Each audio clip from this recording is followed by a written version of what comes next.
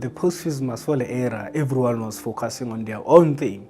And there are certain individuals who suffer the most, who know the repercussions of having formed part of the FISMAS movement. Kanya Cekeshe, a student and social activist, has been in Luagor prison since December 2017 after he was sentenced to 5 years behind bars for public violence and malicious damage to property.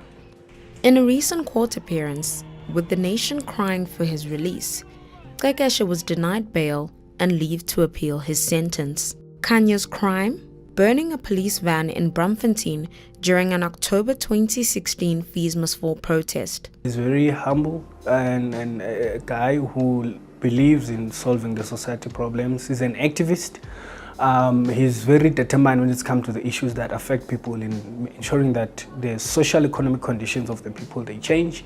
So he's a very respecting guy. That's how I know him. I mean, he's not violent and he's a very quiet person, but also is very strong, and he's not a destructive person. According to how I know him. He was registered with a media private college based in Auckland Park, but because of FISMAS fall and being an activist, he decided to go and join the students at Vets to also call for free education.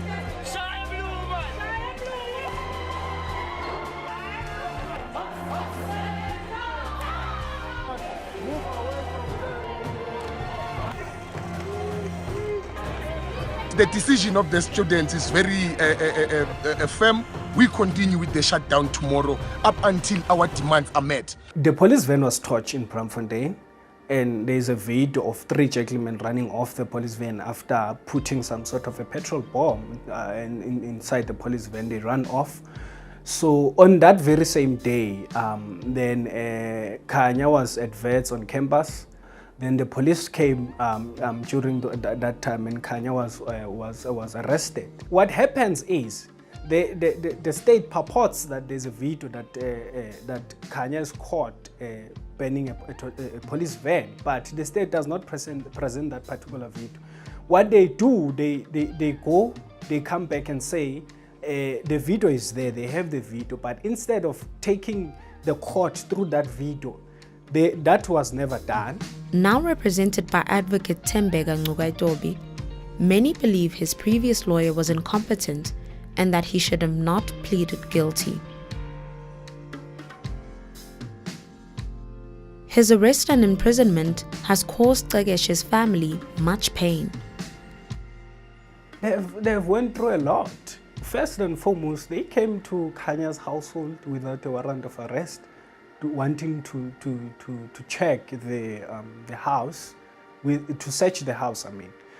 And when the family asked for a warrant of arrest, the mother was brutalized, was beaten up by the police from Hillbrow. She was bruised for days. She was arrested at Hillbrow police station and kept for days, what they call it an obstruction of justice. So they have went through a lot. Imagine having to witness your son going through that, and also on the other side, the parents are going through that same experience.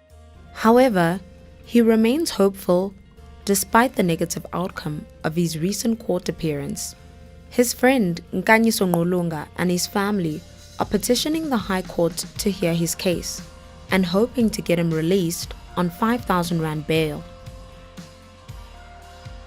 I went to Luagor to see him before we even go to court. So, well, he was fine, but also he was hopeful that the judgment on the 14th was going to be positive, which unfortunately it was negative.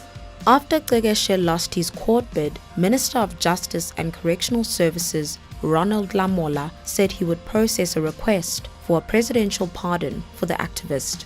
Thereafter, many questioned whether the minister had promised more than he could deliver.